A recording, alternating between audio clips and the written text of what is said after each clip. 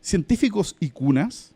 Escribimos este libro para mostrar que los científicos y las cunas y los niños dentro de ellas pertenecen al mismo lugar. Durante los últimos 30 años, los científicos como nosotros han estado mirando a las cunas y los jardines infantiles, las plazas de juego y los kinder. Han habido cientos de estudios rigurosos que nos dicen cómo los bebés y los niños pequeños aprenden y piensan. Estos estudios han revolucionado nuestras ideas acerca de los bebés y los niños pequeños, acerca de la naturaleza, de la mente y del cerebro. También nos han ayudado a responder profundas y antiguas preguntas filosóficas. Podemos aprender mucho mirando tanto a las cunas y a los niños, así como mirar por los telescopios o las cápsulas de Petri. Qué lindo. Esto viene de un libro de Alison Gopnik llamado El científico en la cuna. Qué lindo. Hermoso. Estimadas amigas, amigos y amigues, bienvenidos a este nuevo episodio de Sin Sentido Común, su antimatinal favorito donde hablamos de psicología, filosofía, argumentación, pensamiento crítico, política, películas, fútbol y muchas otras cosas de acuerdo a nuestra propia conveniencia. Con ustedes, los sospechosos de siempre, Remis, Cristian y Arturo, y repitiéndose el plato esta vez con nosotros, un gran invitado ya de la casa. De la casa. Don Gabriel León, ¿cómo estás, Gabo? Muy buenas noches, muchas gracias por la invitación. Nuevamente acá. Un placer estar con ustedes. Está mejor conocido también como Gabo Tuitero en el interweb. @Gabo Tuitero, ahí abajo. Ahí, Sí. Gabo Tutero. Y está de gira el Gabo ahora. Sí, cuando Estamos en la gira fecha sin sentido común. Sí, no, ha costado agendarlo a Gabo, pero ya por fin lo logramos. No, pero está bien, pues, maravilloso. Porque, bueno, cuéntanos, ¿en qué has estado? De hecho, así, ¿de dónde vienes de partida? Vengo justamente de una radio, el Radio Cero, donde trabajo como columnista de ciencia. Estoy 2 días a la semana hablando de ciencia ahí. Y además he tenido una semana muy intensa porque ando promocionando un nuevo libro que publicamos hace poco con mi editorial, que es Penguin Random House, que es un libro de ciencia para niños. Justamente por eso la cita de la ciencia y los niños. Esto nada es casualidad. Que ha sido una experiencia muy bonita, porque además es un libro que nace por encargo. Yo soy un ghostwriter. Soy el escritor fantasma de mi hija. Que cuando tenía 8 años, mi hija actualmente tiene 11, pero cuando tenía 8 años me mandó a escribir este libro. Así, tal cual. Me dijo, tú deberías... Que fue una experiencia muy bonita porque ocurrió algo que pasa mucho. Un niño preguntándole algo al papá o a la mamá, algo que no sabe evidentemente. Mi hija me preguntó por qué se arrugaban los dedos en la tina. Entonces me llama, dice, papá, mira, ¿por qué pasa esto? Y yo, bioquímico, doctor en biología celular, no tenía la más mínima idea, así que me puse a cantinflear. y en un momento me di cuenta que estaba cantinfleando mal y le dije, ¿sabes qué? No tengo idea, pero lo voy a averiguar. Y al día siguiente llegué al laboratorio, en esa época todavía tenía el laboratorio, llegué al laboratorio y en vez de, me acuerdo que tenía que corregir un paper que estaba escribiendo, cosas fomes que hacen los científicos, y me puse en vez de eso a leer papers sobre dedos arrugados, que para mi sorpresa había un montón de literatura científica al respecto. Logré construir una respuesta más o menos adecuada y volví con mi hija, le expliqué lo que se sabía, lo que no se sabía, que también es importante. ¿Hay Ojo con consenso? eso. En algunas cosas sí, claro, se sabe bastante bien por qué, otras nada. Le expliqué eso con los límites, evidentemente, y me queda mirando y me dice, tú deberías escribir un libro sobre estas cosas raras que le pasan al cuerpo. Se dio media vuelta y se fue. Así que ahí me dejó con esta idea. Y quedó la misión. Y se fue así y se desapareció en una nube de vapor. Y ustedes saben, yo no sé si les he contado, pero yo soy un tipo tremendamente afortunado. El 80% de las cosas buenas que me han pasado en la vida son pura suerte. Y me llaman de la editorial un día, me dicen, Gabriel, estamos en reunión y nos parece que falta un libro de ciencia para niños. ¿Te interesa? Y yo dije, lo tengo. Es la historia de una niña preguntona y su papá científico. Y les encantó la idea y ahí está el libro, así que estamos en eso ahora. Maravilloso. ¿Cómo se llama el libro, por favor? El libro se llama ¿Qué son los mocos? Y otras preguntas raras que hago a veces. Y tiene una niña científica en la portada. Qué maravilla, güey. Es un libro ilustrado además, así que... ¿Y qué son los mocos? Tienen que comprar el libro, ratas asquerosas. No, es una secreción. Todos los agujeros del cuerpo están conectados con un conducto. Piensen en cualquier agujero de su cuerpo, el favorito de ustedes. Y está conectado a un conducto que hay que proteger del contacto con el exterior. Y se puede hacer de distintas formas. Algunos agujeros se cierran y otros agujeros se recubren con algún tipo de secreción que es la mucosidad. Y en el caso de la nariz, los mocos tienen una función muy importante que es lubricar, prevenir que sustancias potencialmente peligrosas como polvo, pedazos de partículas, bacterias, qué sé yo, Ácaro. lleguen a los pulmones.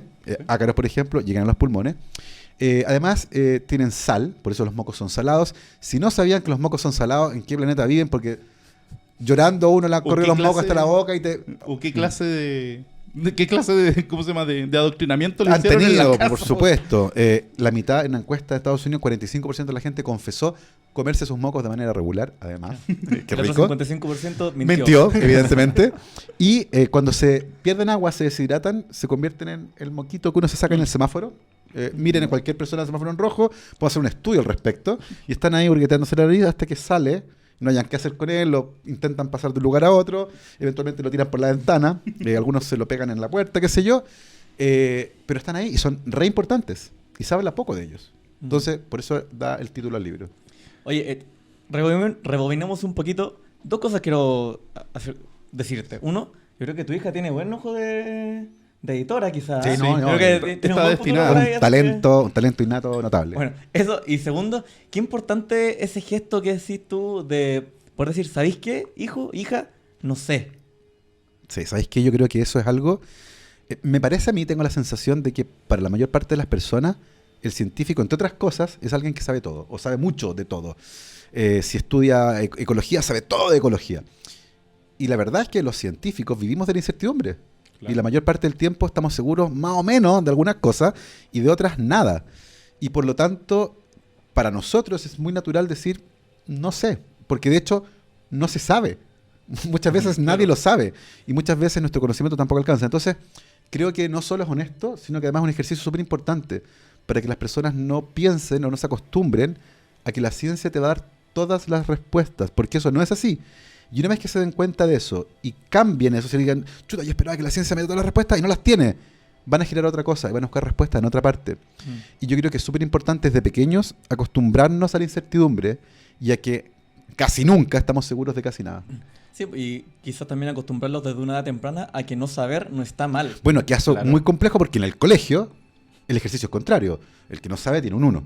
Claro. Y por tanto hay un castigo O es tonto, durante 12 o es años, flojo, exactamente, al rincón. y se gana el abuchamiento del resto. Así como, y durante 12 años eso te marca profundamente. ¿Y uno con qué termina? Termina con adultos que le tienen pánico a no saber, lo que explica, entre otras cosas, porque en muchas charlas que doy, al final siempre se queda alguien esperando que todos se vayan para poderme hacer lo más callado posible una pregunta que no quiso hacer en público porque le da vergüenza. Y por eso mismo también cuando llega a la universidad tampoco son, ¿cómo se llama? Inquisitivos participan, con sus ¿Sabes qué? profesores. Me pasó mucho. Yo hice Claro. clases 10 años en primer año de bioquímica. Les hacía el primer curso de biología celular. Tenía, no sé, 70 alumnos en la sala. Y siempre los interpelaba. Entonces les decía, por ejemplo, mostraba una imagen de algo, explicaba el contexto y decía, ¿usted qué opina? Y de partida, todo así. Entonces al final usar puntero láser. Aquí en el pecho, así. Usted, ahí, claramente. ahí en el ojo. Imposible que no sepa que es usted. Entonces la primera respuesta que me decían era, no sé. Godines. No sé. Y era como casi como un salvoconducto. No sé, déjeme en paz. Y era como, no, si yo sé que no sabe. Quiero que articule alguna idea con respecto a esto. Inventa. Bueno, les costaba 5 clases soltarse y relajarse. Y yo notaba que había un cambio cuando al final preguntaba algo y ya veía manos arriba. Sí. Porque ellos sabían que yo no quería la respuesta correcta, sino que quería que articularan alguna idea con respecto a lo que estaban mirando y a partir de ahí, entre todos, tratáramos de construir una respuesta. Muchas veces pasaba, yo mostraba una imagen de microscopía que tenía, no sé, pelotitas. Yo decía, ¿qué ve ahí? ¿Qué ve ahí? Veo el núcleo de las células que están en mi... ¿En serio está viendo eso? Y le preguntaba al de al lado, ¿qué ve usted ahí? Yo veo pelotitas. Eso era. Claro. ¿Cachai? Y eso es un ejercicio súper interesante.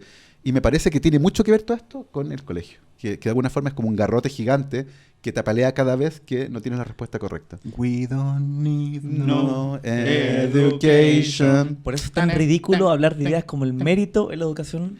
O sea, escolar. tenemos una conversación entera sobre el mérito y lo mal utilizado o lo bien utilizado que ha sido políticamente. Claro, bien dependiendo de Dependiendo la de- perspectiva sí. de lo que estemos viendo. Sí.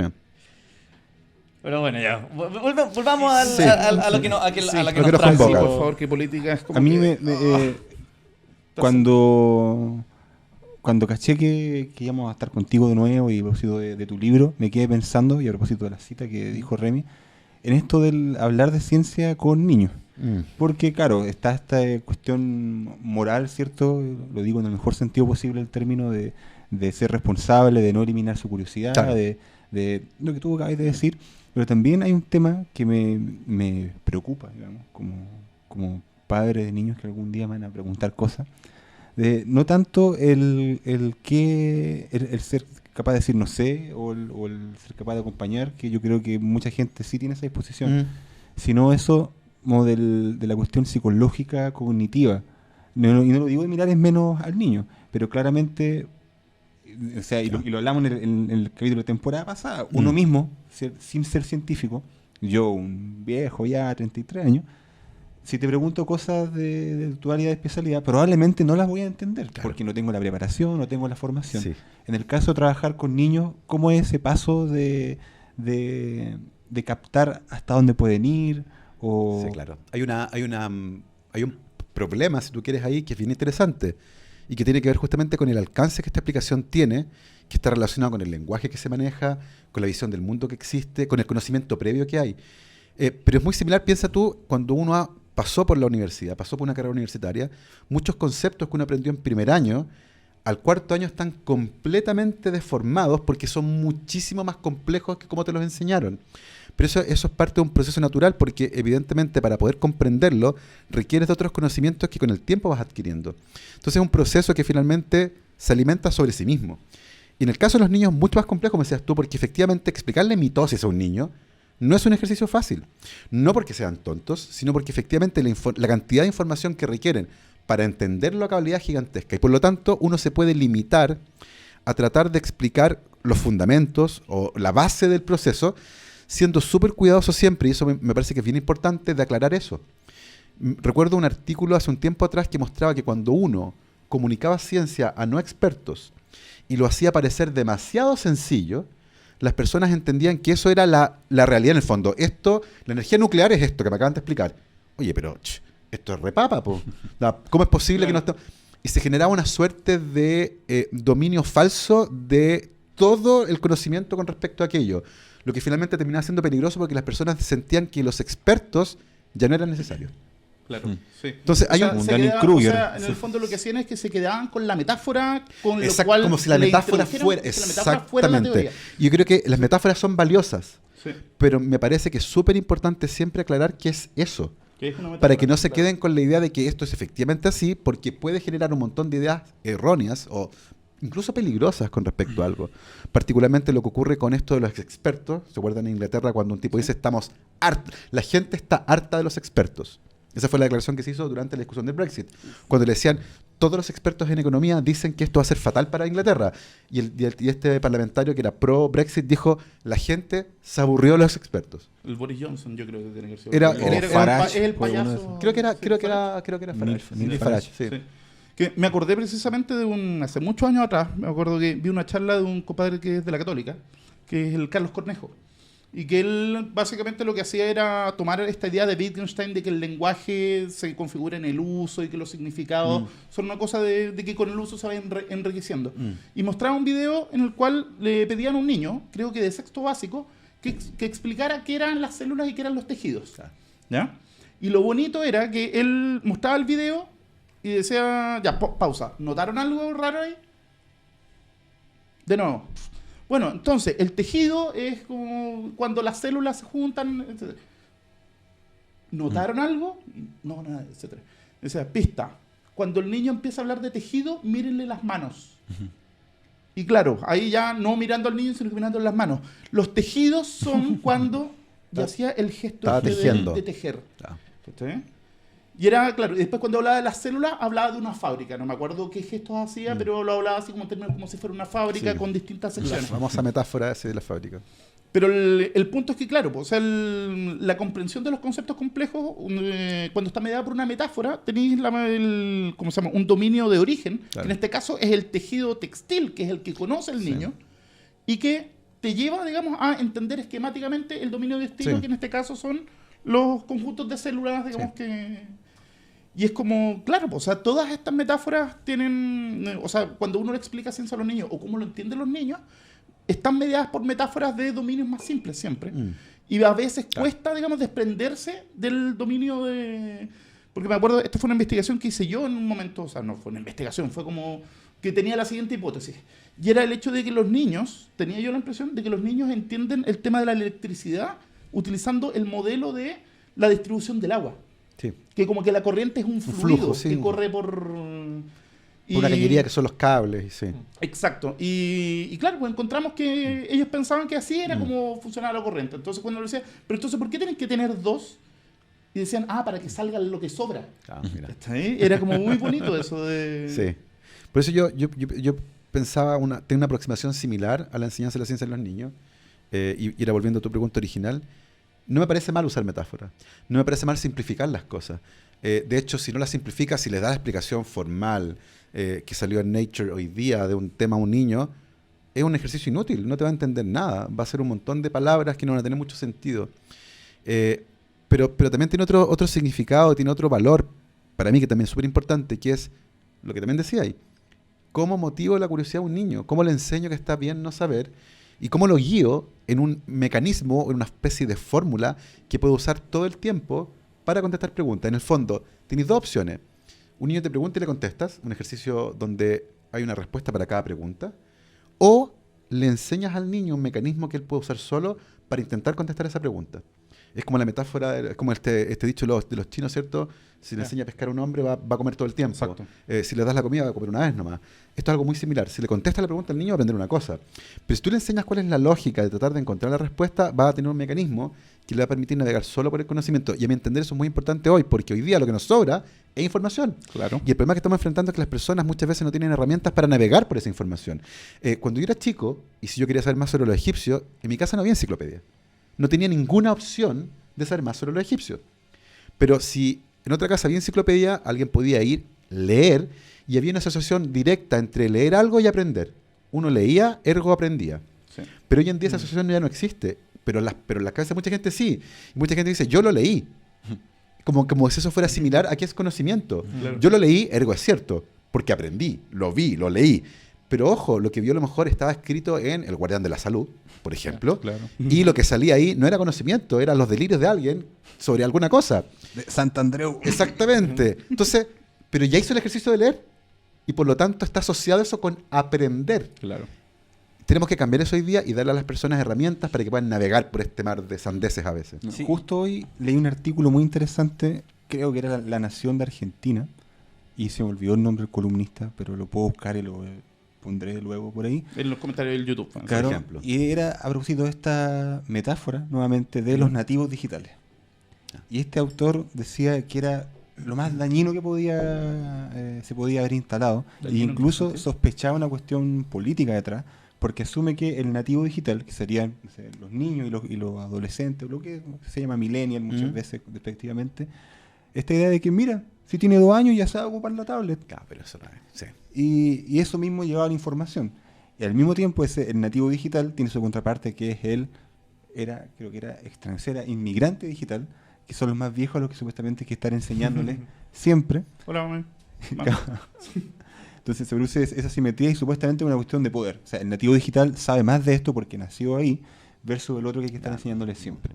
Siendo que básicamente se hace una confusión perversa, y yo creo que me convenció de que lo es, entre el mecanismo y el Claro. contenido en sí. Exactamente. Porque una cosa es conocer el medio digital y otra es que es a través de ese medio llegar a los contenidos específicos. Y decía que como se dejó de lado a estos nativos digitales, asumiendo que ya lo saben, se les abandonó aún más en Qué este proceso. interesante. Y terminamos cómo con buscar. Yahoo Preguntas, po. Claro, Ahora. y terminó siendo la hipótesis de este autor, que es un artículo de opinión bien corto, pero interesante, deja esta hipótesis dando vuelta, de que incluso se generó una generación más ignorante. Bajo, es fuerte la palabra, cómo definimos ignorante, pero al menos bajo los criterios que se suponía no lo iban a hacer, pues, que era manejar información de forma correcta, de forma fiable. Y en eso, al parecer, estos extranjeros, estos inmigrantes digitales, no están en tan mal pie, porque quizás no saben ocupar la tablet y no sé, internet, pero algo queda quizás Sí. poder de esa lógica que decís tú, de ir a la enciclopedia, de tener una búsqueda, de buscar la primera fuente. Es una tesis interesante porque además, en general en las personas está esta lógica de que si viene a la guagua de uno manipulando el teléfono, piensan al tiro, oye, qué inteligente es mi guagua, es como súper dotado. Tú Y es compartiste como... el otro día un video de que era un chimpancé. No, alguien más lo compartió en Instagram y miraba fotos Viejo, el que es seco, el ingeniero de software que diseñó la plataforma. La Ese hacer la es sida que- intuitiva. hacer la Claro. sida intuitiva. Ergonomía Entonces, cognitiva, es una disciplina. exactamente. Entonces, no es que su bendición sea especial. hay mucha plata que se gastó para desarrollar el software así y no es casualidad, no es que pasó así. Entonces, pero me parece una idea interesante esto de que haya algo o alguien detrás de esta idea de que sí, dejémoslos solos porque ellos pueden, porque nacieron con la tecnología, la tienen puesta y por tanto la entienden bien. Y me parece peligroso abandonarlos, porque ciertamente una cosa es interactuar bien con una interfaz y otra distinta es tener las herramientas cognitivas adecuadas para desafiar esa interfaz y tratar de navegar por un mar de tonteras. Y ese es el desafío. Alfabetización informacional, que es un concepto que es más necesario que nunca instalarlo. Y también yo con creo ese nombre. la pata filosófica también, que es aprender a formular preguntas. Claro. Que mucha Claro, gente se también. desestima la filosofía, que es una de sus enseñanzas más grandes, aprender a formular preguntas. Yo el otro día tiraba por Twitter la idea de que la gente que ve Game of Thrones, que por qué no le preguntan más cosas a Brandon Stark, que se supone que es como la gran enciclopedia de toda la historia de ese mundo. Y o sea, bueno, no es una habilidad trivial poder hacerle preguntas a un ser saberlo todo, que es básicamente el Google de ese Claro. universo de fantasía. No es una habilidad trivial saber formular preguntas. Sí, pues, o sea, de partida la gente cuando busca, ya de hecho he notado que mucha gente ya ni siquiera hace preguntas, sino que simplemente pone keywords, pone palabras clave. Sí, nomás. cuando entiendes cómo funciona el algoritmo, sencillamente ya no tienes que redactar algo, sino que pones, qué sé yo, Estados Unidos, cafetería, mejor hamburguesa, no sé, algo así. ¿Y qué es lo que pasa con eso? Claro, ahí es el que está haciendo la pega, digamos, de tratar de interpretar qué es lo que está preguntando el algoritmo. Claro. ¿cachai? Que de hecho la Y gracia de claro- Google es eso, que su algoritmo era distinto a los otros por la forma en que estaba justamente pensado para interactuar, Y por eso no están dominando. además. Bueno, pero volviendo al tema de las preguntas, los niños siempre hacen preguntas. Quizá Sí. una caricatura un poco a eso, a los niños Del siempre están ¿por qué? preguntando. ¿Por qué? Pero ¿Por qué? también es cierto que Ah. en la edad temprana no se les suprime, digamos, no están Sí. adoctrinados en suprimir las preguntas. Igual quería saber, ¿qué clase de preguntas? Mira, hay dos etapas muy, muy interesantes ahí. Una es la que decía el Remy, la del por qué. Pero fíjate que la etapa del por qué al niño no le importa la respuesta. De hecho, casi nunca la escucha. Uno le recontesta y automáticamente viene otro por qué. No hay un procesamiento de esa información. Y hay algunos estudios que sugieren que esa etapa es más bien una forma de control, de saber que el niño tiene una especie de botón que le permite contar con la atención del adulto. Más que el ejercicio de aprender algo, que hay un interés. ¿ya? Ya. Eh, Es como casi como los gatos. así, es con casi su- como los gatos, exactamente. Guau. Yo no estoy diciendo que sus hijos son como gatos, no. Ni que tampoco que sus los gatos traten son- así. no. O que sus gatos son sus... Tampoco. Pero No, por después favor, de la no. etapa de los por qué, viene una etapa donde efectivamente existe un genuino interés por la respuesta. Y aquí, ojo, viene la parte que es importante. Hay varios estudios que muestran que los niños, cuando le preguntan a alguien, generalmente le preguntan a alguien en el que confían, papás o profesores. Y la respuesta que les dan, por muy insensata que sean y contradiga la propia experiencia del niño, va a ser tomada como correcta. Y son estudios que se han hecho al respecto. Y por lo tanto tenemos una responsabilidad gigante al respecto. O sea, los niños confían más en nosotros que, oye, ese berlín es cafecito, no, es rojo. Chuta, y eso generalmente lo van a tender a resolver dándole la razón al adulto responsable que le preguntaron. Pero efectivamente los niños que están comenzando a interactuar con el mundo y que tienen una curiosidad o sea, cualquier niño, ver una guagua, ¿cómo reconoce el mundo? Haciendo experimentos. Mira algo, va, lo agarra, se lo toma a la boca, lo deja caer. Cuando descubre que la fuerza de gravedad funciona. Y Claro. juegan a hacerla. Y siempre funciona y es bacán y siempre las cosas caen. O algo que Claro. sale en un viejo libro que decía de que por qué les gustan tanto los globos. Po. Y es porque se Desafían, supone se de que comportan distinto. desafían Sí. la idea de que los objetos inanimados simplemente caen o no hacen nada. Sí. Como estos caen hacia arriba, es algo que desafía su física. O estos monos intuitiva, porfiados. po. O los monos porfiados O los que monos vuelven. porfiados Hay un también. experimento muy lindo donde se hace un artilugio donde hay 3 canaletas donde los niños botan unas bolitas. Pero se pueden despegar estas canaletas y hacerlas caer en otro lugar. Entonces, la posición 1, tú puedes hacer que haya por una canaleta y caiga en la posición 3 abajo. Pero originalmente los niños dejan caer la bolita aquí y miran abajo. No cachan que la canaleta es la que guía la bolita. Piensan que la fuerza de gravedad siempre funciona directamente hacia abajo. Y hay una edad en que pasa eso y ya logran entender que en realidad la caída de la bolita obedece a 2 cosas. A la fuerza de gravedad, es decir, va hacia abajo, pero además la forma de la canaleta. Después entonces la buscan en la canaleta que las llevó hacia abajo. Y eso es como a los 2 años y medio, 3 años cambia. Y cambia de manera drástica. Y eso es cuando comprenden bien cómo funciona la fuerza de gravedad. Entonces, ellos están en un momento en que están tratando de comprender cómo funciona el mundo. Sí. Y parte importante de eso quiere decir hacer experimentos. Evidentemente no Estudio con de hipótesis, delantal. en el fondo. Exactamente. De hecho, Piaget fue, si no me equivoco, fue uno de los primeros en plantear la idea de que el niño es como una especie de pequeño científico que Sí. lo que hace es andar por el mundo testeando hipótesis. Sí, exactamente. sin ir más lejos, a los 5 años, este señor que está acá, en su jardín en la casa de la estación central, estaba jugando con los autitos, había una planta en el jardín de mi casa que se llama mantodeva, tiene un tallo que parece apio, Y parece que era mediodía y tenía hambre, bueno, me comí el mantodeva y terminé intoxicado, una planta bien tóxica, tiene oxalatos de calcio, espuma en la boca, rojo, lengua hinchada, mi madre espantada de susto ver al cabro chico ahí. Fui a la posta, lavado estómago, qué sé yo, me retaron porque me estaba súper asustada, qué sé yo, y yo después le conté a mi amigo, porque todos me vieron salir corriendo, le dijo, chiquillos, ¿saben que esa planta? Y yo después, años después, me di cuenta que ese fue mi primer experimento científico, porque tuve una observación, esa planta parece apio, tuve una hipótesis, esa planta es comestible, tuve un experimento, me comí la planta, tuve un resultado, terminé intoxicado, una discusión porque me retaron, y yo después difundí los resultados de la investigación porque le conté a mi amigo. Publicaste. Publiqué en mi Journal of Gabriel León, pero es re interesante porque todos los niños hacen eso. Sí. Y me parece a mí que en algún momento se pierde. Hay un señor, Ken Roberts, un estudioso de la educación, un inglés, que de hecho tiene la charla TED. Podemos tener distintas opiniones respecto a las charlas TED. Esta en particular es muy buena. La charla TED más vista de la historia. Sí. Donde él habla sobre la creatividad y los colegios.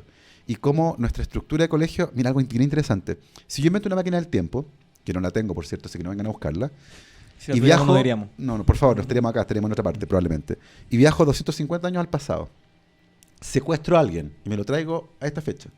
Si el tipo sobrevive al impacto de ver todo esto y no se muere de un infarto, lo único que va a reconocer es una sala de clase. El profesor adelante, los estudiantes segregados allá, con una relación que es súper vertical, ¿cierto? Y el maestro hablándole a los niños. Y una pizarra. Llevamos haciéndolo exactamente igual durante siglos. Sí. Y evidentemente han cambiado muchas cosas. Y me parece que a mí el sistema es muy cómodo porque permite educar a la mayor cantidad posible de gente en el menor mínimo espacio posible. Es como... Es que de hecho rinde. el colegio, así como los hospitales, y así como Claro. las cárceles, o sea, Exactamente. surgen como forma de optimizar Exactamente, eso es. recursos. Claro. El Un recurso mecanismo de En control. vez de pagar al También. tutor privado, que Claro. era lo que hacían las clases nobles, simplemente tener un profesor que por el mismo sueldo, en vez de enseñarle a uno Le o a enseña a dos, 40. le enseña a 30 Bueno, o a 40. y yo creo que sin cambiar mucho ese modelo que sigue siendo probablemente viable desde el punto de vista económico, se pueden cambiar las estrategias de enseñanza. Y ya no solo empezar a hacer un modelo a través del cual los niños aprenden cosas. La ciencia, por ejemplo, generalmente en los colegios se enseña casi como una línea temporal donde fueron pasando ciertas cosas. Sí. Como historia de la ciencia. Es como historia de la ciencia. Y los científicos nunca tienen nada más que el descubrimiento. No son personas, no les pasan cosas. Son como robots. Es un tipo que ni siquiera parece humano. Es alguien que era aparentemente brillante y la mayor Genio. parte del tiempo hombre blanco, viejo, delantal, pelado. Siempre, ¿cachai? Y con lentes. ¿Qué es lo que los niños dibujan cuando tú vas a un colegio con el famoso DUST, el Draw a Scientist Test, y tú le pides a un niño de quinto básico, a los chicos que están en la sala, que dibujen a alguien que hace investigación científica, si bien neutro? La mayor parte del tiempo dibujan solo hombres, blancos, viejos, pelados con delantal. Solos. Como un Darwin así. Es súper heavy. Hay un modelo de científico y que no es atractivo tampoco. Es un viejo pelado, o sea, ¿para qué estamos con cosas? No hay mujeres. No hay gente joven, no hay trabajo en equipo, no hay trabajo en campo. El científico es un tipo solitario, además. Es como que todos fueran Newton. Newton trabajaba solo, pero ahora no, porque de hecho el trabajo científico hoy día es multidisciplinario. Entonces, esos modelos también hay que ir cambiándolos para que los niños vean en ellos, no solo científicos también, porque ojo, tampoco se trata de tener el país lleno de científicos. Qué lata de país, No, qué país más pobre también. Porque además no hay pega, entonces. Además no hay pega, pero sí que tal vez que articulen ideas o que piensen como uno. En la resolución de problemas, a lo mejor. Claro.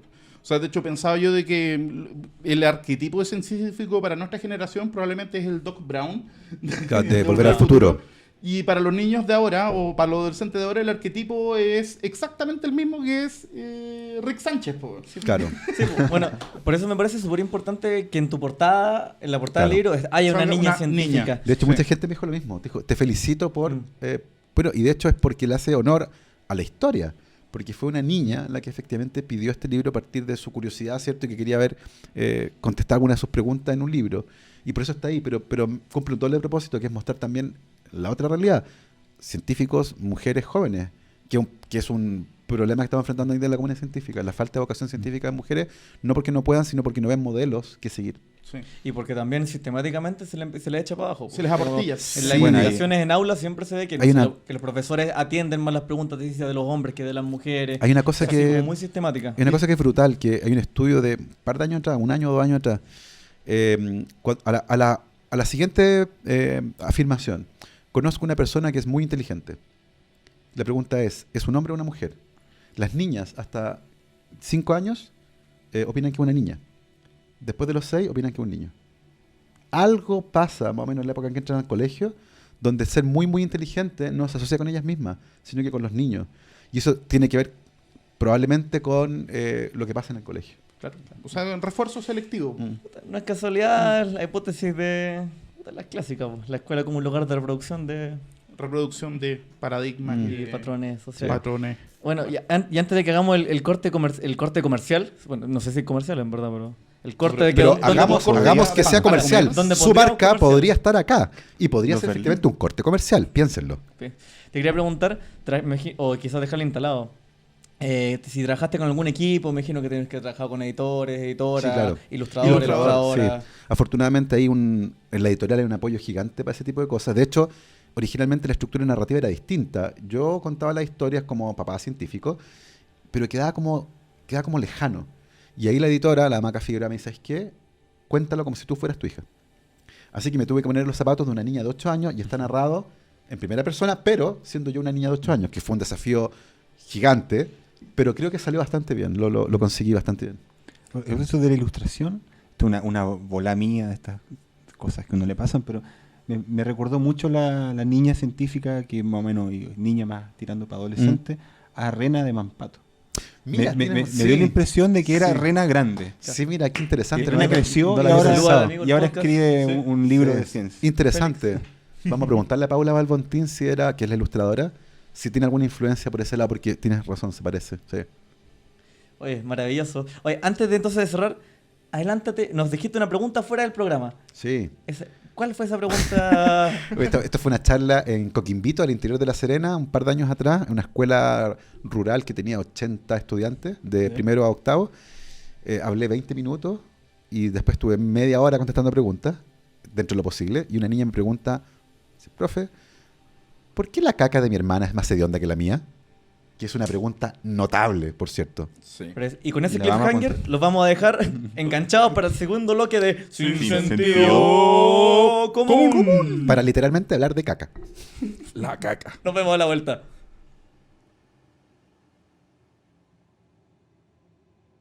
Recuerda que puedes seguirnos en Twitter e Instagram en el @sinsentidoc. También puedes encontrarnos en Facebook en la página Sin Sentido Común Podcast.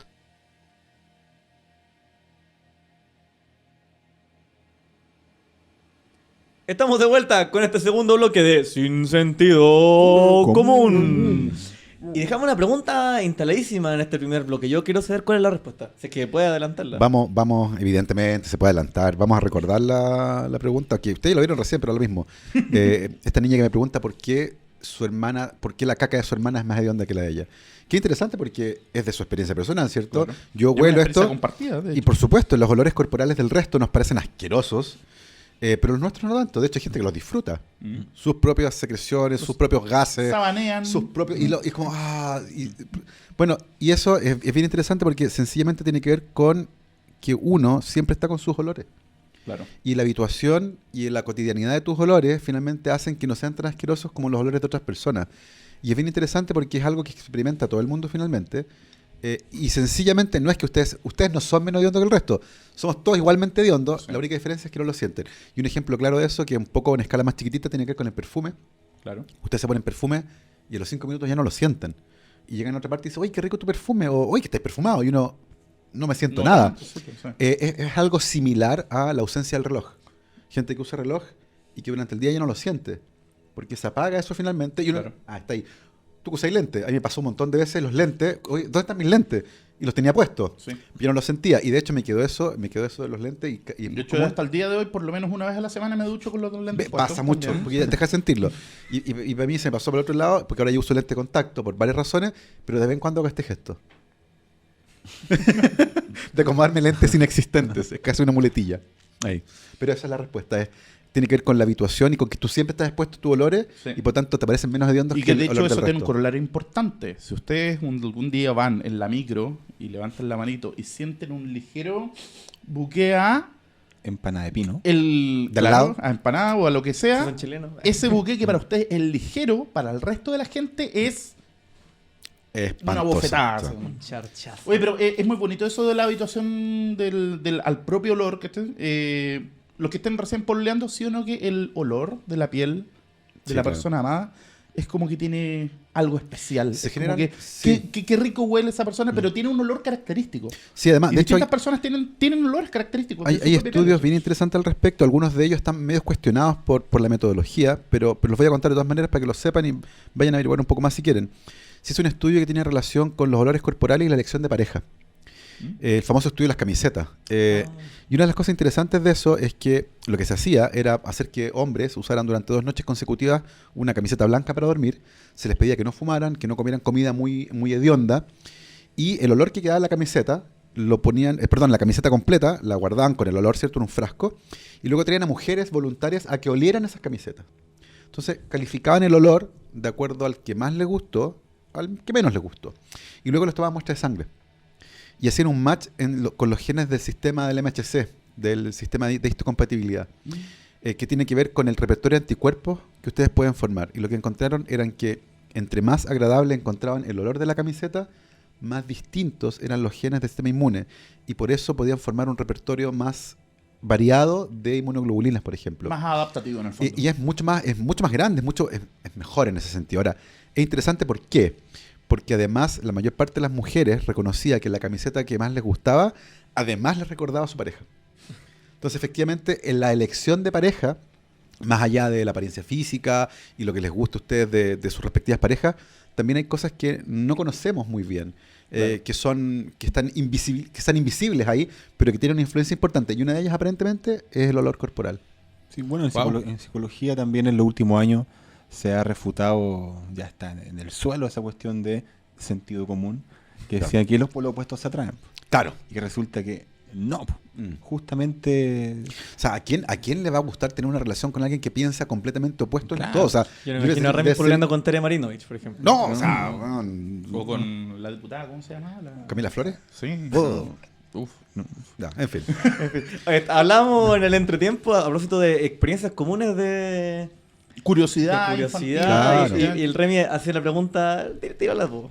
Y es que, de hecho, yo hacía la pregunta porque yo un día lo tiré como una idea, así, pensando de que era algo mío, porque se me había ocurrido a Somos mí. todos muy especiales. Sí, yo soy muy especial porque Snowflake. yo cuando niño me solía preguntar si es que las otras personas veían los colores de la misma forma que yo.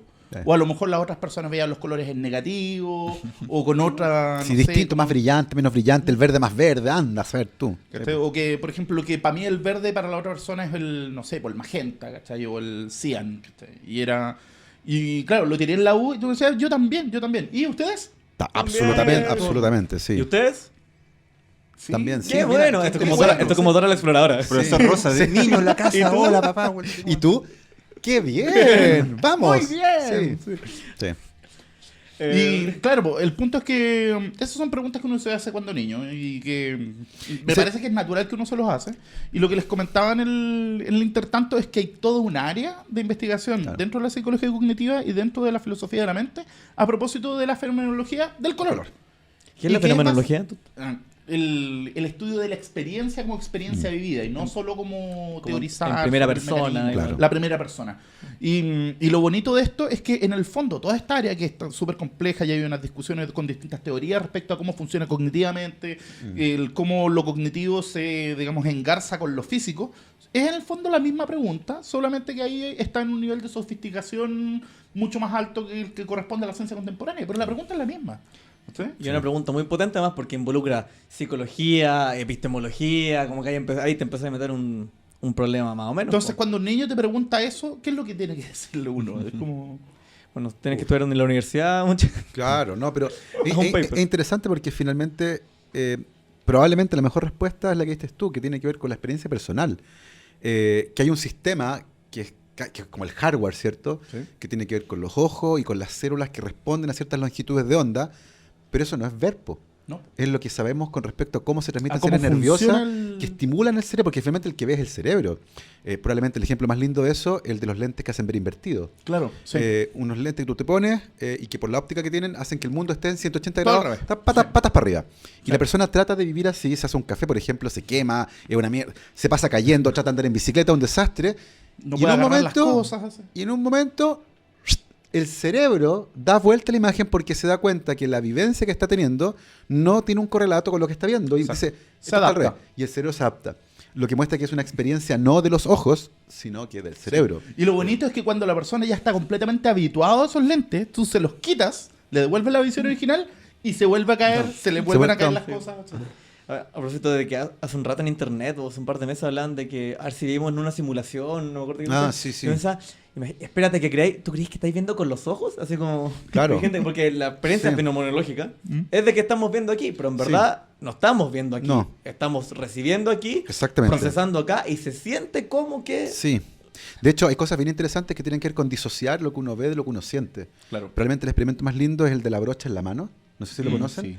Que ponen tu mano escondida y encima una mano de goma con una manga que da la impresión de que fuera la tuya. Sí. Y pasan una brocha por esa mano de goma y al mismo tiempo, sin que tú veas, una brocha similar en tu mano. Sí. Y llega un momento en que al ver esto, tú sientes que la mano de goma es tuya Sí. y que te pertenece.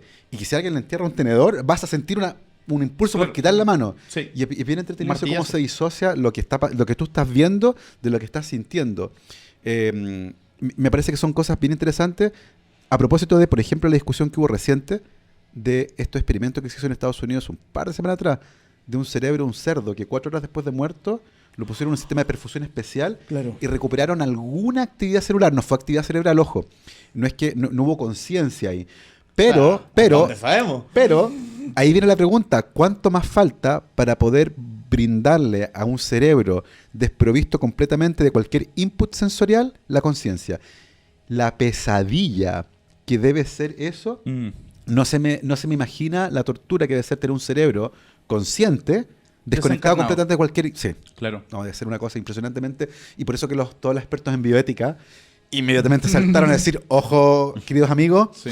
tal vez este tipo de experimentos deberíamos considerarlos de otra forma distinta. Mira, yo creo que como regla general, si un experimento da como pasa en un capítulo de Black Mirror, loco, necesitas un comité de ética ahí. Qué buen corte. Ah, esto va a Black Rule Mirror, of thumb. parece guión de Black Mirror, perfecto, vaya bioética. Sí, sí. Bueno, eso absolutamente. era como este caso de un italiano, que era el Trasplante de paciente, cabeza. claro, el llamado trasplante de cabeza, Claro. en realidad era Giovanni, trasplante No, de cuerpo, y que era un médico ruso que lo iba a hacer, parece que al final no pasó nada, No, que no era pasó lo nada. más razonable. Que iba a ser un trasplante de cabeza. Sí. Claro, y que en realidad no es un trasplante de cabeza, ahí el donante Claro, el está ahí, es cuerpo. el que dona el cuerpo, Sí. no el que dona la cabeza. Y ahí aparte del tema práctico, si era no posible, ¿cierto? Canavaro, El tema de la Canavaro médula. se llama. Sí. Sí. Canavaro era la víctima, creo. No, pues Canavaro es el El médico. médico, el médico el italiano. pelado de Ruso. lente. Sí. Un pelado de lente. Canavaro, el central de Italia. Claro, campeón Fabio 2006. Canavaro. Canavaro. Parece, era con ese, Canavaro, sí. Y bueno, y aparte de lo implausible que podía ser, Claro. estaba el sistema ético. Me acuerdo Claro. me acuerdo haber leído con bastante espanto en Russia Today, que es un medio, bueno, Muy bueno prestigioso. y malo para muchas cosas, Claro. pero publica estas cosas de repente. Sí, claro. Entonces acá este médico decía, es peor que la muerte. Cáchate, po. Entonces decía, esa experiencia que va a tener ese hombre es mejor que se muera, le decía, antes que lo hagan pasar por esa tortura, Sí. si es que saliera vivo de ahí. La diferencia que hay entre poder hacer un experimento, mecánicamente hablando, y las consecuencias que tiene para la comunidad, para el individuo. Me parece que esa discusión está un poquito disociada en muchas áreas y se nos va el ímpetu y el énfasis en poder demostrar que podemos hacerlo, como pasó con el investigador chino que editó el genoma de estas niñas, claro. que al final, desde el punto de vista experimental, es una mugre de experimento, porque no generó la mutación que estaba buscando, de hecho generó una mutación nueva. Las razones que él dio, que era para protegerlas del VIH, no era falsa, porque lo que quería él era aprovecharse de las ventajas cognitivas que esta mutación tiene descritas en la población natural. Y finalmente nada de eso se consiguió, porque lo que hizo finalmente fue una mutación distinta. Lo que él quería era atracción y ser el primero que editara un genoma humano en el laboratorio. ¿Para qué? Solamente para mostrar que se puede hacer. Entonces ahí Por donde tener el bueno, índice de impacto. Hay incentivos perversos. bueno, esos incentivos perversos que están en la academia y que son los responsables. La gente dice, oye, ¿y este científico mintió? Claro, por si tenía un incentivo de dólares para publicar, o la universidad lo estaba presionando porque en realidad 3 papers ya al año no es suficiente, necesitamos 4 o 5. Claro. Entonces, un ser humano presionado de esa forma, que va a perder los grants de investigación que tiene, que va a tener que echar a todo el mundo, va a reaccionar como cualquier animal asustado. Y esa reacción natural eventualmente puede ser un comportamiento que es éticamente reprobable, Claro. pero que finalmente es gatillado. O sea, hay culpa evidentemente del investigador, pero hay que revisar cómo estamos poniendo los incentivos también. Claro, po. Y, o sea, bueno, de hecho, eso para dejarlo en una frase nomás y no ahondar mucho en el tema porque, insisto, esta semana ya ha sido lo suficientemente horrible al respecto. Es que si tú haces que la práctica científica funcione con un modelo de producción capitalista, Sí. ¿qué es lo que va a suceder naturalmente? Sí, bueno, es como, como la banalidad del mal que describía Hannah Arendt a propósito de Eichmann, ¿cierto? En los nazis, que brevemente la hipótesis es que no es que fueran monstruos ni seres... O sea, no es que fueran gente perversa, gente claro. mala de adentro. sino gente que cumplía órdenes y quería ser la más eficiente en cumplir las órdenes. Claro. Entonces, si la orden era ya mande a los judíos a Auschwitz, bueno, yo los voy a todo ordenadito en el O sea tren que, a la hora para que lleguen. O sea, por eso lo banal Claro. del mal, en el sentido de que no es que fueran malos de adentro, sino que simplemente era gente que no se cuestionaba. Entonces, Que, No se que cuestiona. la gran crítica que hacen los hijos de estos alemanes cuando les dicen a sus padres, bueno, Claro. ¿cómo no hicieron nada? ¿Cómo nunca se cuestionaron? Que probablemente están metidos en una vorágine también tremenda. ideológica. Que, Pero Probablemente lo lo que- que van a decir nuestros pero- hijos, nuestros sí, descendientes bueno, de hoy en día. Oye, porque- ¿cómo tienen el planeta, ¿En qué malditos? estaban pensando? Sí. ¿Cómo usaban petróleo? Que Claro, se demoraron exactamente. tanto, ¿cachai? En En reaccionar. reaccionar. En reaccionar, sí. Bueno, Oye, yo pensé eso por la ciencia, o sea que esta Sí. imagen cinematográfica del científico loco, del doctor Claro. Frankenstein, es cómodo pensar que ese científico es el malo, claro. pero quizá el pobre doctor Frankenstein tenía que publicarlo. Claro que- De hecho, Tenía que mantener la beca. Tiene Sí, que tener la pues, beca. no. Hay un ensayo al respecto muy bonito que se llama Caos en la fábrica de ladrillos, Sí. que fue publicado en Science en el año 63. Y es una metáfora muy linda acerca de cómo se genera conocimiento en ciencia y del rol que tienen los artículos científicos. Y la alegoría es que en realidad el conocimiento son edificios que se construyen con los hechos que uno publica en un paper. Pero llegó un momento en que los ladrillos fueron más importantes que los edificios. En el fondo, publicar un paper se volvió más importante que generar ideas complejas al respecto. Hasta que llegó un punto en que se llenó todo de ladrillos, botados en el suelo. A nadie parecía importarle esto. Y lo peor de todo era que a nadie parecía importarle la diferencia entre un edificio y un montón de ladrillos. Es un ensayo súper lindo que calza perfecto con la realidad que uno puede ver hoy día en varias áreas de la ciencia y que tiene que ver con eso, con que los incentivos están tan mal puestos que al final por investigadores es mucho más importante publicar 10 papers en un año que publicar un muy buen paper que logre construir una idea que pueda ser radicalmente, no sé, transformadora en su área. Sí. Para eso ya no hay estímulo. Para las ideas cototas, lamentablemente ya no hay estímulo. Y los indicadores y todas esas cosas mandan hoy en día. Y uno ve discusiones donde un investigador dice, es que este paper está muy bueno, pero puedo dividirlo en dos y sacar 2 papers. ¿Qué es lo que comentábamos Rebanar. de hecho, en el episodio anterior hablábamos de lo del rebanar el Sí, salame, claro, cada vez más po, fino. cada po, vez más sí. fino porque en el fondo si te pagan incentivos por cada paper, bueno, lo convertí en 5 incentivos en vez de Yo- uno. Ojo que hay universidades que han tenido problemas por eso. No vamos a decir cuál. Una universidad... ¿Por qué siempre me asocia a cosas con las que yo no estoy relacionado? No, Bueno, no, la no, psicología. No te ¿sí? estaba mirando a ti. Yo le estaba diciendo, ¿por qué si yo también estuve ahí? Pues, entonces... Pero eso, ojo, de nuevo, yo creo que no creo que quede la sensación de que un problema, en Chile está la cagada. No, Es esto el pasa, mundo, sí. pasa en todo el mundo. En China ya hay un negocio de venta de autoría de papers, Ah, sí. Sí. donde tú tienes un paper que va a revisión y cuando ya está con cambios menores, tú lo pones en este mercado y vendas $5.000 a un segundo autor, que para alguien que está desesperado por renovar un grant puede ser la diferencia. Un segundo Y- autor es harto. Un segundo- y pagan cantidades gigantescas de dinero para aparecer en un artículo del cual no trabajaron nada, pero el estar ahí a ellos les da más puntitos en el grant, más puntitos en la beca, más puntitos en el qué sé yo. Pregunta, es que el otro día conversando con alguien a propósito de planes a futuro y toda la cuestión, yo le comentaba a esta persona de que una de las cosas que yo quería hacer este año, porque bueno, todavía queda año, es que quería escribir un libro, o que queríamos escribir un libro titulado Sin Sentido Común, el libro, una cosa así. Por si hay editores interesados. Sí, no sé. Y resulta que esta persona, que era alguien que estaba haciendo carrera académica, me decía, pero para tu carrera académica escribir libros no te sirve. Todo Me tiene que decía- ser funcional. Me decía, claro, porque, mira, si tú vas a publicar en una editorial, esa editorial que no tiene un comité editorial de expertos, sino que simplemente, no sé, pues si vaya, ponte tú a Planeta, a, no sé, a Catalonia, a LOM, etcétera, simplemente ahí el criterio es de que si ellos creen que el libro va a vender. pero eso valor académico no tiene. Entonces, cuando tú presentas un currículum académico, los libros es como que muchas veces se saltan esa sección. Yo decía, ¿en serio, weón? ¿Cómo ves tú en el mundo Depende mucho, mundo académico? depende mucho de las áreas, efectivamente. Es normal que, por ejemplo, en el mundo de la biología molecular, que es el mío, cuando la gente es invitada a escribir capítulos de un libro con respecto a su área, lo ponen. No. Pero evidentemente se valora mucho menos con artículos científicos. Los artículos científicos son los que mandan, y no solo el artículo científico, sino que la autoría. Si eres corresponding, Claro. o sea, el jefe del grupo que publicó el artículo o primer autor vale mucho más que si estabas al medio, como el acompañamiento, ¿cierto? A mí me tocó vivirlo en algún momento cuando la última vez que gané Fondesit, mi currículum, comparado con el de otras personas, era muy divertido porque había otro investigador que tenía mejor puntaje que yo, pero ese puntaje mejor era porque era autor de un paper en Nature que tenía, no sé, 60 autores. ¿Ya? Él aparecía entre medio y aparecía ahí por una cuestión política porque era parte de un comité en particular, no hizo nada, no puso una letra, pero ese paper valía más que todo mi currículum. Entonces yo decía, y mi currículum había, entre otras cosas, 2 artículos con 2 autores, tesista y yo, o sea, trabajo 100% en nuestro laboratorio. Y yo decía, estoy cagado. O sea, si esto sigue así, en 3 o 4 años más, me van a echar, porque no voy a dar con el estándar académico. Pero tiene que ver con otras cosas, que no es solo el rendimiento académico, tiene que ver con los contactos, con la política, con un montón de cosas que pasan en los congresos, por ejemplo, los cócteles, cuando hay whisky y se hacen contactos y colaboraciones que finalmente terminan con este tipo de cosas. Entonces, efectivamente pasa mucho. Y es un problema porque finalmente la ciencia, la producción de papers se convirtió en otra industria. Claro. Una industria, por cierto, millonaria. Vayan a ver cuánto gana el Sevier y otras editoriales por publicar artículos científicos, porque además tienen mano de obra gratis. Los propios investigadores revisan gratuitamente los artículos. Somos la gente más brillante de este planeta. Trabajamos gratis para las editoriales, revisando artículos científicos, todo con esta idea de mantener a la comunidad funcionando.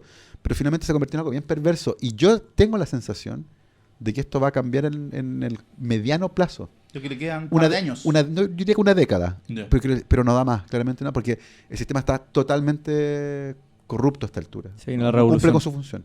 No cumple con su función. Sí. Oye, yo quiero repetir una pregunta que le hice a Rodrigo en el capítulo anterior y que me imagino que tu diagnóstico va a andar cerca o no sé si vas a estar de acuerdo o no. Pero la pregunta es, ¿cómo evalúas tú y qué críticas le harías a la institucionalidad del financiamiento y el funcionamiento de la ciencia en Chile? Es que no existe formalmente. CONICIT no es una institución. CONICIT tiene como objetivo financiar la ciencia. No es un articulador de políticas públicas basadas en evidencia. El ministerio que apareció recién está recién instalándose. O sea, el ministerio es una promesa a futuro. Pero la ciencia chilena funciona básicamente gracias a CONICIT, que es una agencia que financia investigaciones con un comité de científicos que ven la validez de las investigaciones, el mérito que tienen, la contribución científica que pueden hacer. Pero hay factores que no se consideran, como el impacto que va a tener en el país, por ejemplo, cómo lo articulas tú con otras políticas públicas que tienen que ver con el desarrollo económico, con la salud de la población, con las cosas que están pasando en Chile, con una población que se está envejeciendo, con recursos naturales que se están agotando, con una economía extractivista que está llegando al límite de la ecología, y por lo tanto falta ahí articular. Entonces, recién ahora con el ministerio vamos a poder aspirar en el futuro, porque esto está instalándose recién. El hecho de que haya un ministerio no quiere decir que esté funcionando el ministerio. Recién el ministerio nos va a permitir articular políticas claras con respecto a la investigación científica, pero antes de eso es muy difícil.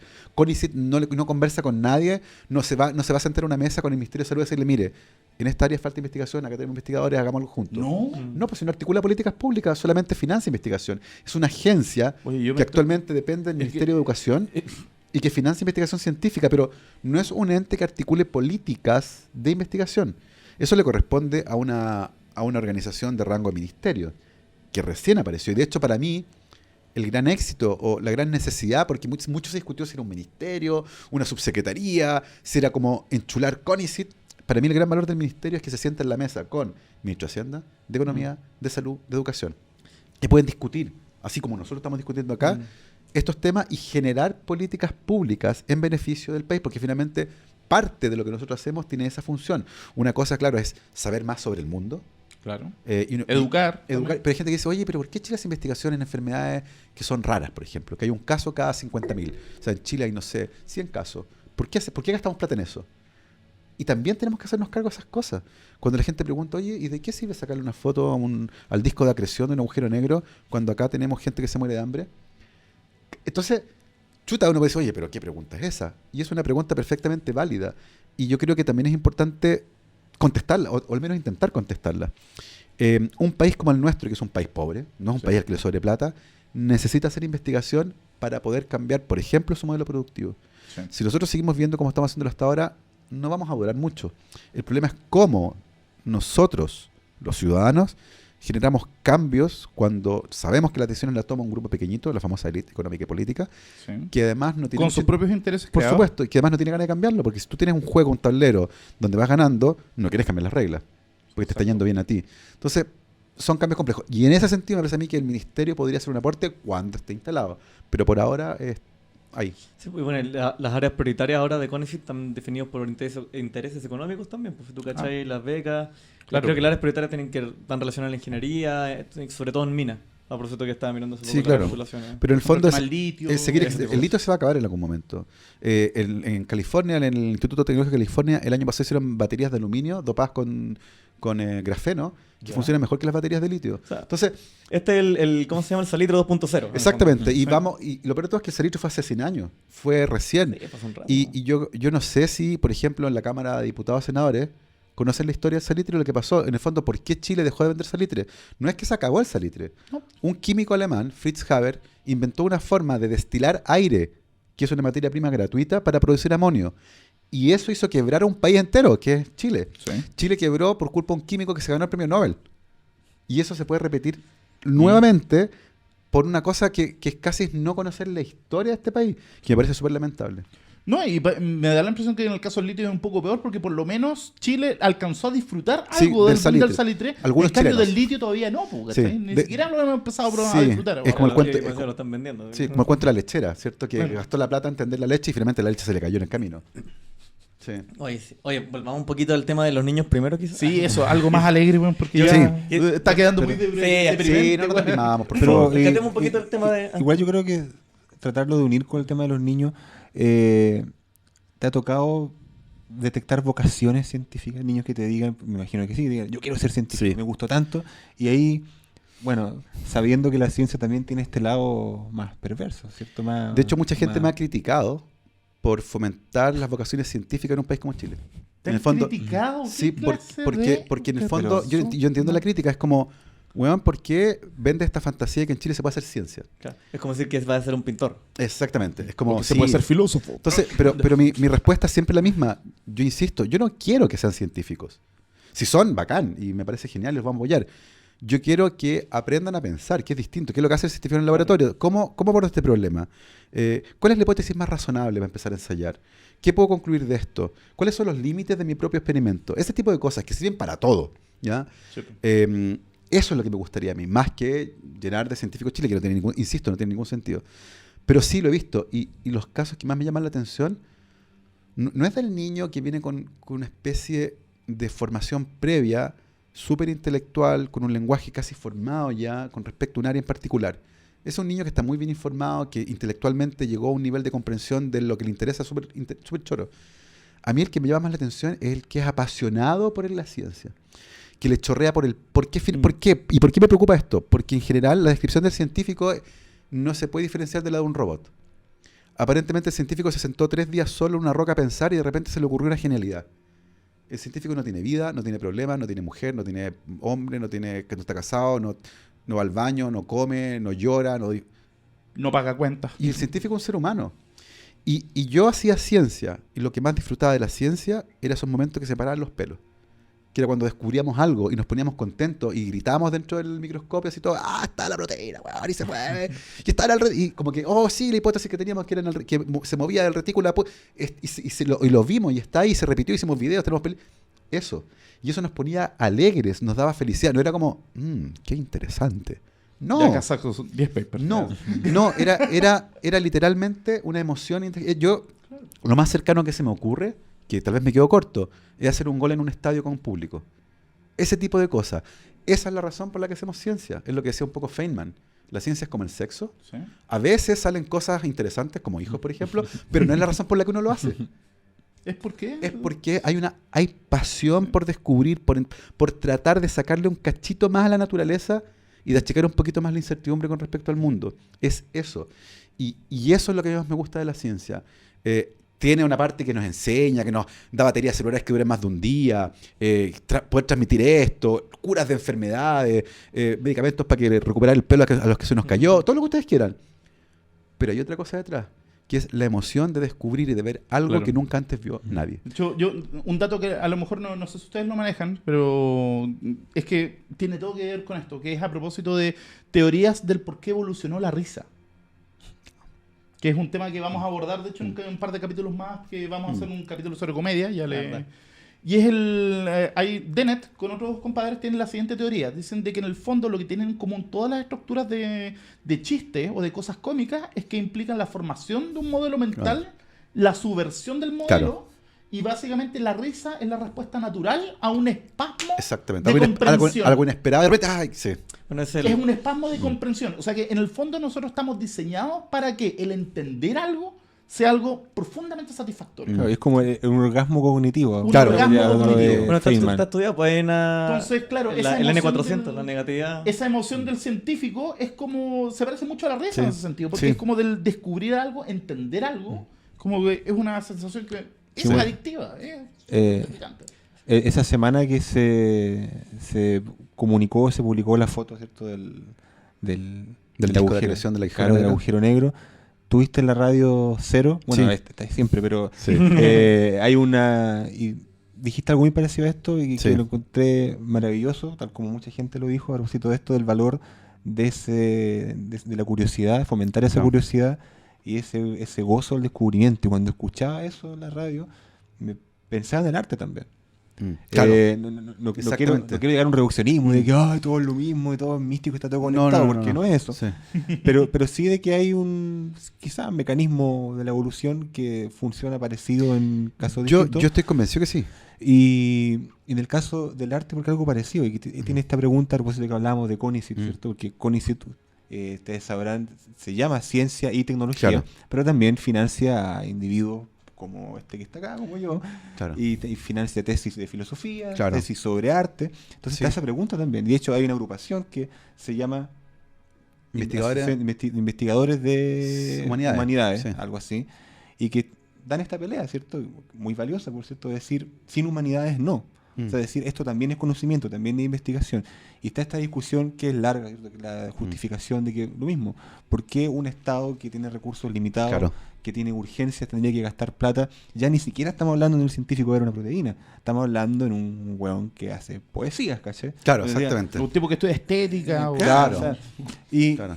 insisto, concordando con Gabriel, y aún más, o sea, por supuesto que eso tiene que discutir y se tiene que revisar y la gente tiene todo el derecho de cuestionarlo Sí. e incluso llegar a rechazarlo si se encuentra Mm. alguna razón.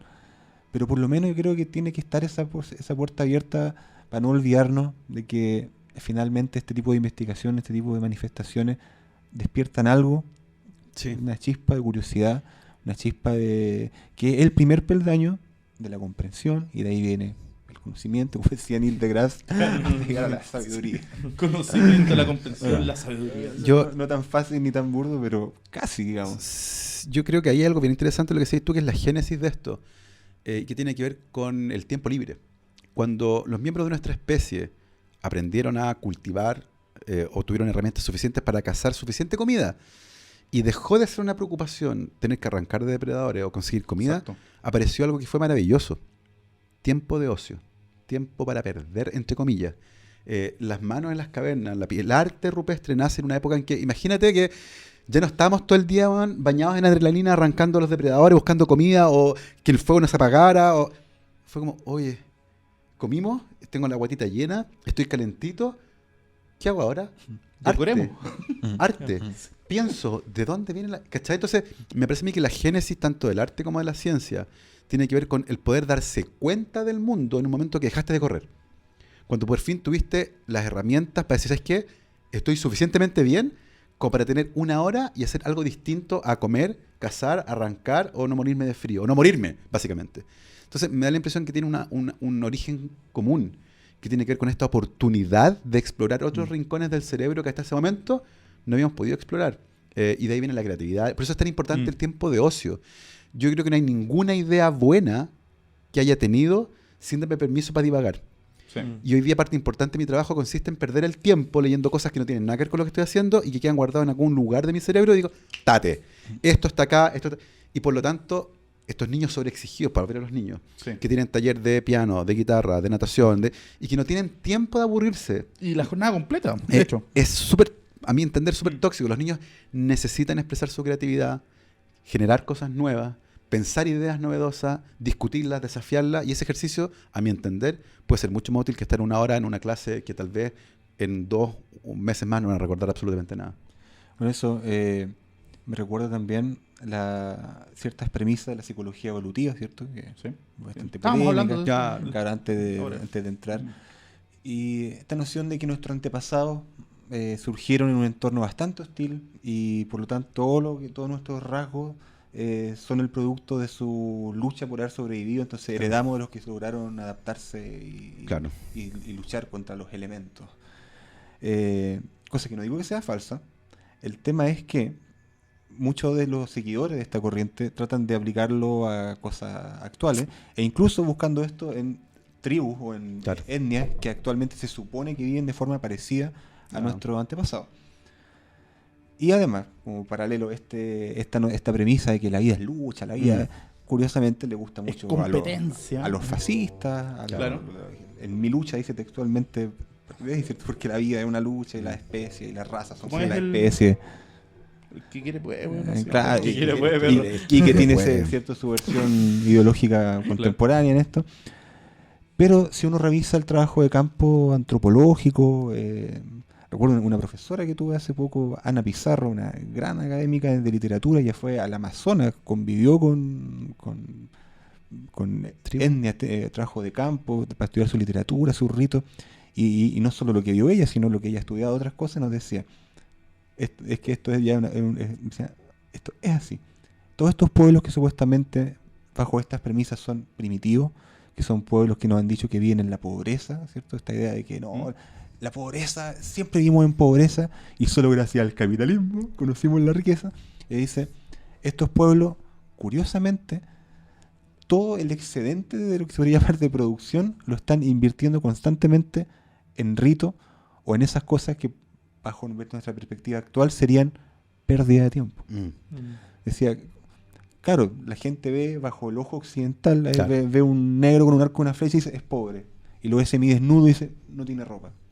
Pero resulta que cuando no está cazando, le está dedicando una cantidad de tiempo enorme a construir máscaras, a planificar danza. Entonces, ese cambio de cosmovisión, o el caso más paradigmático, ¿cierto? Isla de Pascua. O sea, una isla tan chica y haber construido esos monumentos de roca majestuosos gigantescos.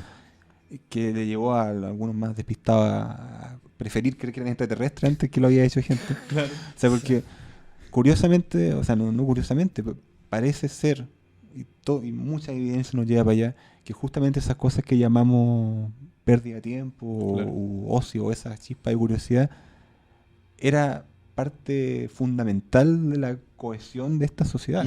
Sí. Y cuando se les quitó, cuando les pasó algo, bueno, se venían abajo. Sí, por eso es importante que ustedes tengan tiempo para escuchar podcasts Por ejemplo, como este. Claro. Y bueno, ya vamos cerrando este Sí. segundo bloque. Como siempre, puta, quedan muchas ganas de conversar de mil cosas. De hecho, distintas. bueno, ya se sabe ya, tercera temporada, tercera. Sí. Y si les gusta, pueden también ponerse, ¿no? ¿Cómo ponerse? Ponerse ahí con Ah, el financiamiento claro. de este Sí. tremendo podcast, ¿no?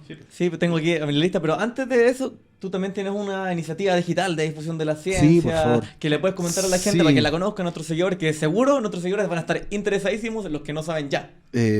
Tengo la fortuna de haber sido invitado a conducir un programa en una radio nueva online que se llama txradio.com, txsradio.com, que es una radio digital con un nicho muy especial porque es ciencia y tecnología. Es una radio muy interesante en ese sentido y estoy conduciendo todos los días de 2:30 a 1:30 un programa que se llama Rockstars, donde invitamos a gente del mundo de la investigación científica, de la promoción, de la educación. He tenido desde gente que diseña juegos de mesa para enseñar biodiversidad hasta una astroquímica. Ha sido porque comenzamos recién, hace una semana atrás. Ha sido realmente espectacular, lo he pasado súper bien. Y son conversaciones muy entretenidas. Hay un podcast disponible por si quieren escuchar los capítulos anteriores. Así que los invito a que vayan a echarle una mirada, está muy interesante. Hablamos 1 hora de ciencia ahí, www.txradio.com. txsradio.com, exactamente. Ahí pueden ir a mirar lo que tenemos trabajado.